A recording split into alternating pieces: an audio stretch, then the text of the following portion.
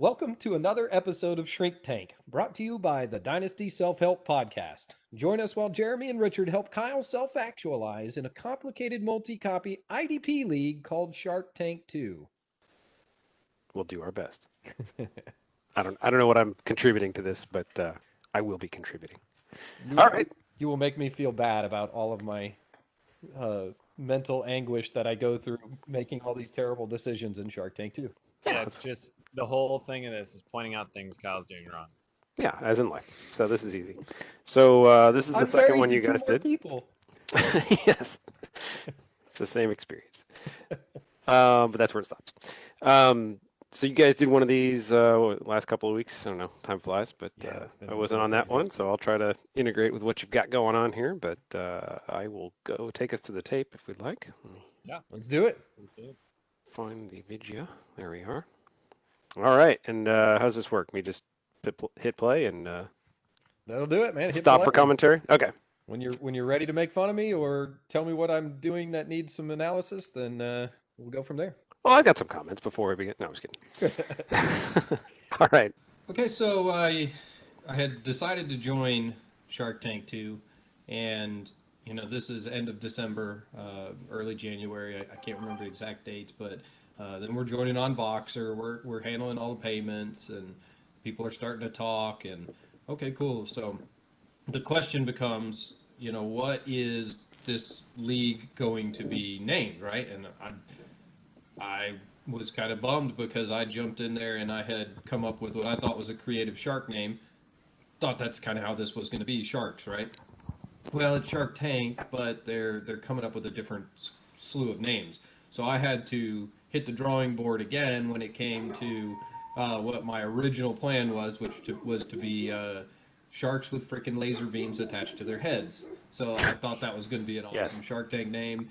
Mike in Michigan was going to be doing all the artwork. So this is one of those leagues that I'm going, okay, this would be a lot of fun. What cool stuff could he do with that goofy name? But turns out, nope, not the case. Not going to be able to do sharks with freaking laser beams on their heads. Or did it exceed the character limit or something? That's so no. It ended up being that instead of being a shark themed league, they came up with a different theme behind it, right? So, and I think I'll probably end up saying it, but the theme that they ended up choosing was daredevils, or people that were considered skilled and adventurous at their particular trade. So we had a different theme behind there. So it's copyright infringement : daredevils. Right. Got it. So I end up. Hold on just a second. My dog's going crazy. Oh, you hear that too? All right. I think Eddie's done. No. Quiet on the set. Taping. So scratch that idea. There was a few different. Well, should we be these types of? Now I can't unhear it. These other types of players. All right, I give up. The dog will continue to bark. Yeah. I tried. Okay, so there's going to be a dog in this one. Decided that she wants the world to know that she is here, and she will tolerate no other animals in our neighborhood. Yeah, technically she's in the credits now. So, our league decided after jockeying back and forth on a few different types of naming structures that we were going to go to be a league of daredevils. So people that were well known. Let me pull up Peter's email. So he's saying, okay, we're a league of daredevils. We must have a daredevil name. It's a great shot, by the way. Super blurry and black background. Can't read anything. I'm going to go ahead and show you the machine code version of this email rather than anything legible, but it'll help me read. This can be anything related to a person with guts, courage, and big cojones. So he said, if you do this, please proceed answering any questions. And so we have this little questionnaire we had to fill out. So choosing Kyle LaPointe was not an applicable. Biggest daredevil I know. Someone, I don't know. Someone with guts. Pulling off that look in the modern world? I don't know. Not sure that fits. We needed, and we were going to get that right through the first of it. So. So League of Daredevils, and when he said, guys with guts and and big cojones, the first thing I thought of was, all right, I got to go hockey, right? And then how can I be goofy with hockey? And I went back to the 70s movie Slapshot, where the Hanson brothers were these three crazy, like, quintessential Canadian young hockey players. They could score goals, they could play hockey, but, if you ask them to mix it up and fight, then they're all about it. So, they're about four. Which do we think Kyle brings into the dynasty football conversation more often, beer or hockey? Because that's my drinking game, is what comes up in the conversation and how do we derail the dynasty talk about the different sport. But it's definitely your safe space, no? If you can correlate something to something that you know really well, it always helps you. And so, like, hockey was my first sport that I loved.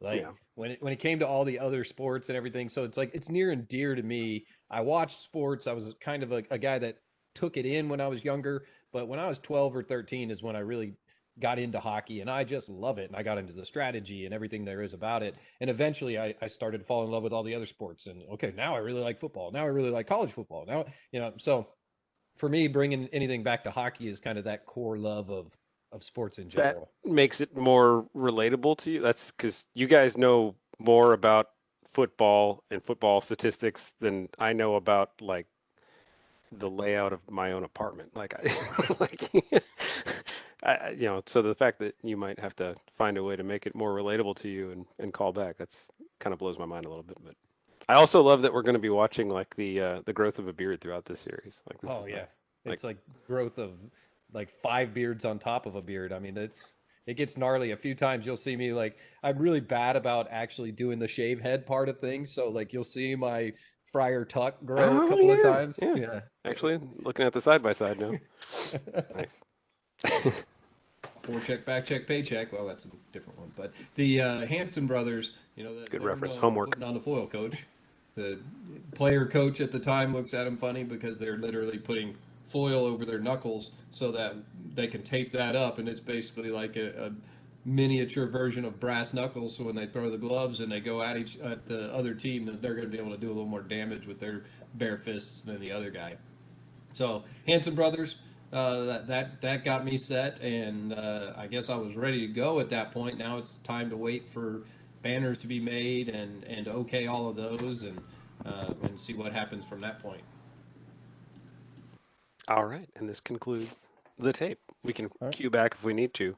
So yeah, let's dig into that a little bit. So you chose as your Daredevil fictional characters from a hockey movie. So that's unpack that for me a little bit.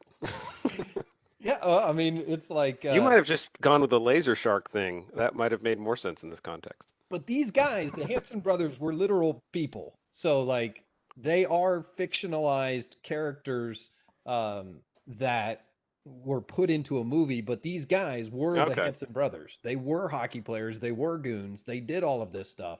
They just said, this is movie worthy, so let's put these kids in here. Kyle, what you mentioned there the Hanson brother move of taping the foil underneath as your Put on the foil, your coach. secret weapon. What would you say is your foil in this league? What's your secret weapon that's gonna help you succeed, help you take Mine down is those opponents? mine is being able to reassess data on the turn of a dime, right? So like if something changes, I'm able to hit the drawing board really quickly and adjust strategies. That's something I do well in life. And in this, it turns out I need it because I made some bad mistakes in the setup of this, some bad ideas, bad plans, and then it's like, well, this thing moved so fast. Even though it took a long time, it moved quickly in the scheme of things as far as the strategy. And holy crap, if you couldn't adjust your strategy, then it was difficult. So tell me about something that you've adjusted. Um, the big one was I had just kind of like a concept, and I'm sure we'll talk about it in some more of these, but I thought I had a plan. And it's like the Muhammad Ali thing, or it was Mike Tyson. Everybody's got a plan until you get punched in the mouth. Well, I got punched in the mouth, and like the very first few weeks, I really struggled to do like to set um, my bids up and get everything going. I'd already done all my research, but life happened and I was super busy, and so I missed a couple of the waiver runs, and and then it's like, okay, well, now all my favorite running backs are gone. And, so there were some of those things that happened at the beginning, that those were some tough mistakes I had to kind of rebound from. But also, it kind of was a blessing in disguise, because there's only so much money in this league and people way overspent at the beginning. So I probably would have been more apt to be swept into that overspending if I was paying more attention in the first couple of weeks. Jer, I could do an hour with you guys on plans and my philosophies behind planning. Like, I'm actually building my own little almanac of quotes like that, because I just love that. Like, we put so much effort into plans, and no plan survives first contact with the enemy. Right. Yeah, and I mean that's what That sound you hear is God laughing. we encounter that in therapy all the time. Is particularly people that have anxiety and that worry over plan, and they think that they can plan away kind of their anxiety, and first of all, it doesn't work that way. That creates more anxiety. True. And then also it's not the dysfunction and difficulty that people have that are that have clinical issues, as well as non-clinical issues, like every person kind of does this to a degree, is that it's not about being the best planner and having the best organizational structure going in. I mean, that can help, but it's really about reacting to those unexpected circumstances or changes in that plan. And we particularly see difficulty when somebody gets punched in the mouth, or they something doesn't go according to plan, then things fall apart for them, and the anxiety that they were fearing is sometimes even worse. Yeah, I think you'll definitely feel that in some of my videos as we get really into the strategies. And I think I talk about some of my strategies in some of the upcoming ones, and then you'll hear the remorse over that strategy not working very well. I'm pretty sure we'll feel some of what you just said. All right. Other follow-up question is, of the three Hanson brothers, which one do you most align with this team? I would have to know all their names, and I can't think of any of them. The guy with offhand. the thing, he was always doing the stuff. Yeah, that one. That one. Yeah. Favorite, hands down. I'm pretty sure even in the movies, I'd have to think back, maybe sit down and watch it again. I'm pretty sure they never actually reference any of their names other than the Hanson brothers. They're just like, Nice. You don't actually know their names in the movie. Because the idea is that even in warm-ups, they're like skating the exact same routine, and like it's just like three apes mimicking each other through there. It's pretty darn Yeah. funny. I do that with my kids too. You there with the hair thing? Come on, get this cleaned up. What are you doing? So homework. Cool. All right. Psychological homework tonight. Go watch that movie. And then more for your quotes, Rich. I always liked these two quotes paired together. Along the lines of what you're saying, Napoleon Bonaparte said, "Never interrupt your enemy when he is making a mistake." So I've really liked that one. And then Napoleon Dynamite, "Do the chickens have large talons?" So both of those two things are words to live by. Words to live by two of my favorite Napoleons. Well, Rich, that is a good idea.